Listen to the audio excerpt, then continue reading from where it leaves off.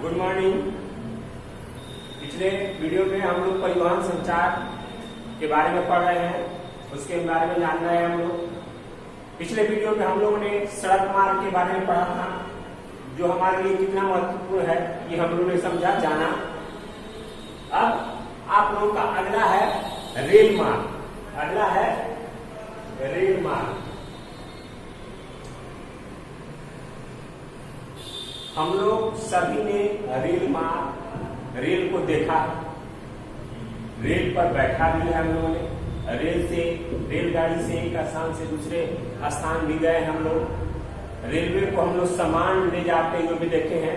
बहुत सारा पेट्रोलियम पदार्थ लिक्विड हो, उसके लिए भी वैगन होता है जो उसको भी ले आते देखे हैं। और भी सारे सामान, जितने भी सामान है एक स्थान से दूसरे स्थान, सबसे अधिक मात्रा में सामान ढोने का काम आपको रेलवे करता है। बच्चों, रेलवे का विकास आपको सबसे पहली भारत में रेल अंग्रेजों के द्वारा लाई गई थी। सबसे पहले 1853 में आपको रेल भारत में चली थी। 1853 में उसमें आपको मुंबई से थाने के बीच, मुंबई में एक जगह है, मुंबई से थाने के बीच 34 किलोमीटर की दूरी में पहली ट्रेन हमारे यहाँ चली थी आपको 1853 में। तब ईस्ट इंडिया कंपनी जो थी वो रेलवे के जरूरी को जान गई और फिर वो पूरे भारत में रेलवे की जाल बिछाने लगी। रेलवे लाइन का एक जाल सा बिछने लगा।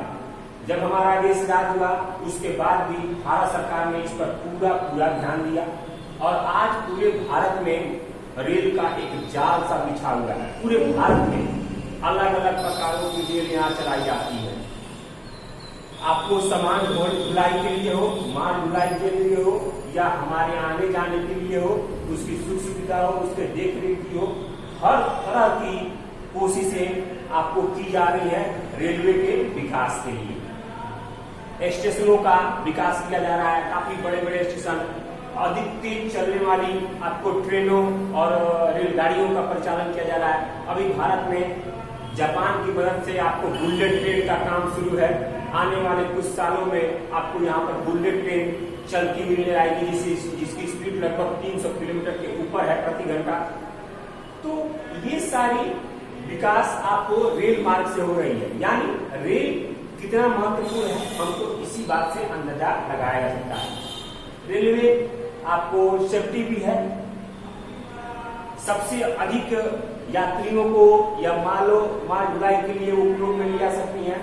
अलग अलग आपको जाने के लिए अलग अलग कोच और अलग अलग डिब्बों की व्यवस्था की गई है। अलग अलग ट्रेनों का विस्तार किया गया है। सुविधा के अनुसार विकास किया गया है, व्यवस्था के अनुसार विकास किया गया है। तो ये है भारत में 2006-07 में लगभग 2006-07 की आंकड़ों के अनुसार भारत में लगभग 63,000 किलोमीटर रेलवे लाइन बिछाई जा चुकी है। लगभग 63,000 किलोमीटर। यहाँ पर तुम्हारे यहाँ तेज गति से चलने वाली ट्रेनों का अलग विकास किया गया। पहाड़ी इलाकों पर चलने वाली गाड़ियों का अलग विकास किया गया है। कई तुमने देखा होगा पार्क में घूमने के लिए रेलवे का छोटा सा एक वैगन किया था, उसमें बच्चे घूम के पार्क देखते हैं, चिड़ियाघर देखते हैं। माल ढुलाई के लिए बड़े बड़े ट्रेनर का किया गया, इसमें कोयला से लेकर और सारे सामान इसमें भर के एक स्थान से दूसरे स्थान ले जाया जाता है। सबसे अधिक मालगाड़ियां चलती हैं। इसमें बाद में तुमको इसको रेल जोन होता है, जो रेलवे जोन होता है, रेलवे मुख्यालय के रूप में बांट दिया गया भारत के रेलवे मुख्यालय को।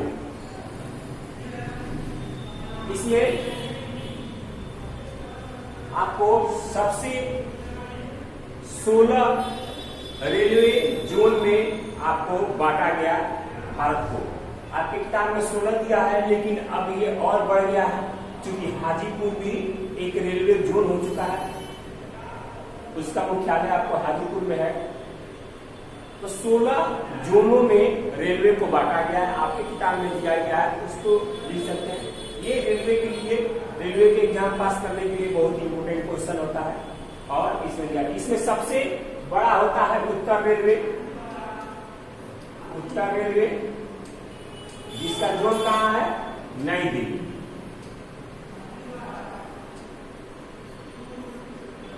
18 जोनों में से सबसे बड़ा रेलवे जोन है उत्तर रेलवे, जिसका मुख्यालय कहाँ है आपको, नई दिल्ली।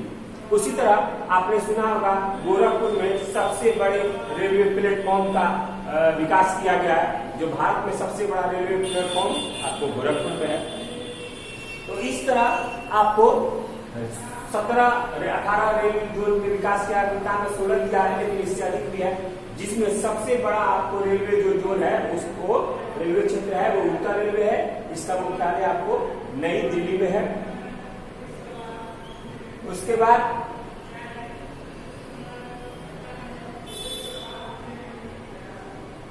सबसे छोटा जो है वो उत्तर रेलवे, उत्तर पूर्व रेलवे है, जो गुवाहाटी में इसका केंद्र है, वो सबसे छोटा आपको जोन है। और सबसे बड़ा जो है वो उत्तर रेलवे नई दिल्ली में स्थित है। अब आते हैं भारतीय रेलवे।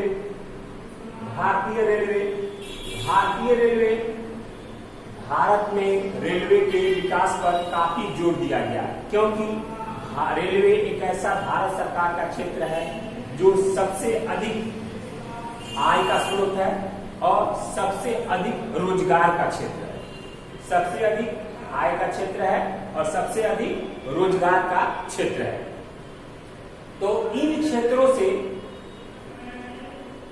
आपको सबसे अधिक रोजगार मिलता है भारतीय लड़कों को, भारतीय लोगों को, और सबसे अधिक आय भी आता है। इसमें आपको कई तरह की मालगाड़ियां चलाई जाती हैं, इसमें आपको बहुत सारे राष्ट्रीय आय की प्राप्ति होती है माल ढुलाई कर से। तो ये सारे प्राप्त हैं। भारत में 2 बड़े शहरों और नगरों को जोड़ने के लिए जन शताब्दी एक्सप्रेस, राजधानी एक्सप्रेस, इस तरह की तेज गति से चलने वाली गाड़ी चलाई जाती है। जो छोटे शहरों को मिलाने के लिए जन शताब्दी एक्सप्रेस चलाई जाती है। और भी भारत में माल ढुलाई के लिए छोटे छोटे प्राइवेट कंटेनर भी रेलवे में जोड़ के और उसको माल एक स्थान से दूसरे जगह पहुंचाया जाता है। कच्चा माल भी पहुंचाया जाता है कंपनियों में, और बना हुआ तैयार माल भी भारत के सभी क्षेत्रों में वितरण किया जाता है, वो भी है। उसके बाद आपको कई जगह रेलवे इंजन अब विकास हो गया। सबसे पहले हमारे यहाँ विकास हुआ तो उसमें आपको कोयले से चलने वाली ट्रेन चलती थी, कोयले से चलने वाली रेल चलती थी। उसके बाद जैसे विकास हुआ तो वो डीजल इंजन पे आया, यानी डीजल से चलने लगी। उसके बाद विकास हुआ तो आज बिजली से चल रही है। तो धीरे धीरे हम इसमें काफी विकास किए हैं और आज बिजली से ट्रेन चलने के कारण हम बहुत ही तेज स्पीड से, बहुत ही तेजी से चलने वाली ट्रेनों का भी विकास कर पा रहे हैं। उसके बाद ट्रेन की दुर्घटनाओं को रोकने के लिए आपको रक्षा कवच की व्यवस्था की गई। रक्षा कवच अनेक प्रकार की व्यवस्था की गई। इसको 1 अगस्त 1947 में रेल मंत्रालय ने रेल यात्री जीवन योजना शुरू कर दी। यानी 1 अगस्त 1947 से रेल मंत्रालय ने रेल यात्री को बीमा योजना की भी शुरुआत की है, यानी जो भी टिकट लेता है उसका बीमा भी होता है। उसके बाद महाराष्ट्र, गोवा, कर्नाटक और केरल के बीच 760 किलोमीटर की कोंकण रेल योजना की शुरुआत की गई। कई जगहों पे ऐसे रेलवे का लाइन है जो पर्वतों के नीचे से सुरंग में जाता है, उसका विकास किया गया ताकि सभी क्षेत्रों में रेलवे जा पाए या जा सके। उसके लिए आपको सुरंगों की व्यवस्था की गई, सुरंग के अंदर रेलवे लाइन की व्यवस्था की गई, जिससे रेलवे एक जगह से दूसरी जगह जा पाए। उसके बाद में आपको मेट्रो रेल आप जानते हैं, दिल्ली, मुंबई, कलकत्ता, आपको इन शहरों पे मेट्रो रेल चलती है। तो मेट्रो रेल की व्यवस्था की गई, जिससे काफी अधिक उससे लोग सफर करते हैं, तो वो सुरक्षा है। उसके बाद आपको बड़े बड़े स्टेशनों को विकसित किया गया ताकि यहाँ पर ज्यादा सुविधा हो सके, ज्यादा आय हो सके, रेलवे की सुरक्षा के लिए, लोगों की, पैसेंजर लोगों की सुरक्षा के लिए जीआरपी यानी रेल पुलिस की भी व्यवस्था की गई, जो हमेशा आपको रेलवे में मिलते हैं, स्टेशनों पर मिलते हैं, जिनको जीआरपी बोलते हैं। तो वो आपको रेल की देखरेख करते हैं, यात्रियों की देखरेख करते हैं, जो सामान होता है उसकी देखरेख करते हैं, ताकि रेल को कोई क्षति नहीं करे। उसके साथ ही आपको पूर्व उत्तर राज्यों में आपको मेघालय ऐसा एक राज्य है जहां आपको रेलवे का विकास नहीं मिलता। मेघालय एक ऐसा राज्य है जहां रेलवे का विकास नहीं मिलता है। क्यों? क्योंकि वहां पर ऊंचे ऊंचे पर्वत हैं। भारतीय रेल आपको एशिया महादेश में सबसे बड़ी तथा विश्व में तीसरे नंबर की रेल परियोजना है, यानी रेल है। भारतीय रेल जो है वो एशिया में सबसे प्रथम, एशिया में सबसे आगे है और पूरे विश्व में ये तीसरे नंबर पे इसका विकास है, इसकी आय है और इसका देखरेख है। भारतीय रेलों में और भी कई तरह के विकास किए गए। भारतीय रेलों में एक ऐसा रेल चलाया गया जिसको जीवंत रेखा के नाम से जानते हैं, जो आपको एक चलता फिरता अस्पताल है, जो कहीं भी अगर ऐसी दुर्घटना होती है तो वो ट्रेन में वो सारी सुविधाएं हैं जो एक अस्पताल में, एक हॉस्पिटल में होता है। तो उस तरह ट्रेनों का भी परिचालन किया, जो 1991 से चलाया जा रहा है। तो ऐसे ऐसे रेलवे का भी विकास हुआ। भारतीय रेलवे में आज भी 3 तरह की रेलवे लाइन बिछी है। भारतीय रेल में आज भी 3 तरह की रेलवे लाइन बिछी है। एक जो हम कहते हैं बड़ी लाइन, जिसकी पटरियों के बीच की चौड़ाई बड़ी होती है। उसके बाद हम बोलते हैं छोटी लाइन, जिसकी पटरियों के बीच की लंबाई कम होती है। और एक होता है आपको मीटर लाइन, जो इन दोनों से, यानी जिनके पटरियों के बीच की लंबाई लगभग 1 मीटर होती है, वो आपको मीटर लाइन के नाम से जानते हैं। तो 3 प्रकार की हमको हमारे यहाँ पाई जाती है रेलवे लाइन का विकास। तो इस तरह से रेलवे का विकास धीरे धीरे भारत में बहुत तेजी से हुआ।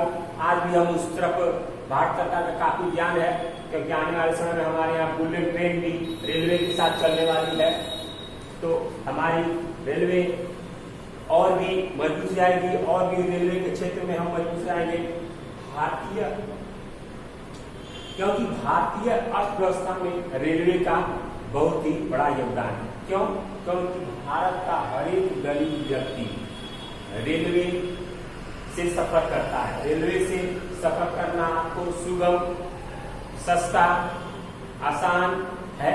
इसलिए सबसे अधिक एक गरीब व्यक्ति भी एक स्थान से दूसरे स्थान पर ट्रेनों से सफर करके पहुंचता है, जाता है। तो इसलिए रेल मार्ग हमारे लिए बहुत ही महत्वपूर्ण है। तो रेल मार्ग हो गया। अब अगला है आप लोगों को हाथ में पाइपलाइन मार्ग। पाइपलाइन का विकास मुख्यतः प्राकृतिक गैसों के लिए किया गया है। प्राकृतिक गैसों के लिए किया गया, जैसे आप लोग बॉम्बे हाई में जो तेल पेट्रोलियम निकलता है, उसको पाइप के द्वारा न समुद्र से बाहर यानी किनारों में भारत में लाया जाता है, और उससे आप लोगों को उसको परिष्कृत करके, रिफाइन करके और उसको और जगह उपयोग में लाया जाता है कंपनियों में। उसके बावजूद भी आजकल और भी बड़ी शहरों में ऐसी व्यवस्था की गई है पाइपलाइन द्वारा कि अब जो गैस है एलपीजी आप लोगों को, वो गैस पाइपलाइन के द्वारा जा रही है घरों में। अब सिलेंडर की जरूरत नहीं है, वो पाइपलाइन से जा रही है और उसमें आपको जलाइए, जितना खर्च होगा उतना मिलेगा, जितना पैसा दीजिएगा उतना आपका गैस मिलेगा। तो उस तरह की व्यवस्था की गई है। पाइपलाइन में आज देखिए पानी जगह जगह अपने यहाँ बिहार में नल जल योजना शुरू है। उस नल जल योजना को पाइप के द्वारा एक जगह टंकी में रख के और पाइपों के द्वारा उसको हर घर में नल के द्वारा जल पहुंचाया जा रहा है। दूसरी बात, जो बड़े बड़े टावरों, बड़े बड़े टेलीफोन में जो टावर है, उसको उसका जो केबल है वो आपको जमीन के नीचे पाइपों के द्वारा आपको ले जाया जा रहा है, जमीन के नीचे सुरक्षित है वो। तो इस तरह के आपको पाइपलाइन का व्यवस्था किया गया है। भारत में मुख्यतः दो ही तरह के पाइपलाइन हैं, एक गैस पाइपलाइन और एक तेल पाइपलाइन। मैंने आपको बताया था तेल जो होता है पेट्रोलियम, उस तेल को पाइपलाइन के माध्यम से एक स्थान से दूसरे स्थान में जाते हैं तो आपको तेल, और एक दूसरा हो गया प्राकृतिक गैस यानी एलपीजी गैस, जो घरों में पाइपलाइन के मार्ग से, पाइपलाइन के द्वारा आजकल आपको घरों में पहुंचाया जा रहा है। तो दो प्रकार के पाइपलाइन आपको है, पाइपलाइन मार्ग से किया जा रहा है। ये आजकल धीरे धीरे हमारे यहाँ इसका विकास बहुत ही तेजी से होता जा रहा है। आने वाले समय में इसमें और भी विकास की आवश्यकता पड़ सकती है। तो ये आपको हो गया पाइपलाइन मार्ग। आज के लिए इतना ही। कल आप लोग पढ़ेंगे वायु मार्ग और वायु परिवहन। इसके बारे में आप लोग किताब में बढ़िया से पढ़ के आइएगा, समझ के आइएगा, ताकि आपको समझने में आसानी होगी। इस वीडियो से अगर कोई प्रश्न निकलता है, कोई प्रश्न उत्तर निकलता है, तो आप लोग इसको अपने नोटबुक में प्रश्न उत्तर लिख सकते हैं, समझ सकते हैं, याद कर सकते हैं, ताकि आपको आगे पढ़ने के लिए आसानी हो, एग्जाम में तैयारी करने के लिए आपको आसानी हो। नोटबुक में अगर रहता है तो आपको लिखने में, समझने में आसानी होगी। बहुत ही अच्छा चैप्टर है। हमेशा इस तरह चैप्टर से कभी न कभी प्रश्न पूछे जाते हैं, आते हैं। तो आप लोगों को इस चैप्टर को अच्छी तरह देखना बहुत ही आवश्यक है। इस टॉपिक के खत्म होने के बाद हम लोग हिस्ट्री की तरफ ध्यान देंगे, हिस्ट्री भी पढ़ेंगे, इतिहास भी पढ़ेंगे। लेकिन अगला जो टॉपिक है आप लोगों को वायु मार्ग, उसको बढ़िया से पढ़ के आइएगा। उसका अगला टॉपिक भी आप लोग बढ़िया से पढ़ के आइएगा, ताकि आपको समझने में ठीक आसानी होगी। आज के लिए इतना ही। हम लोग अब अगले वीडियो में मिलेंगे। धन्यवाद।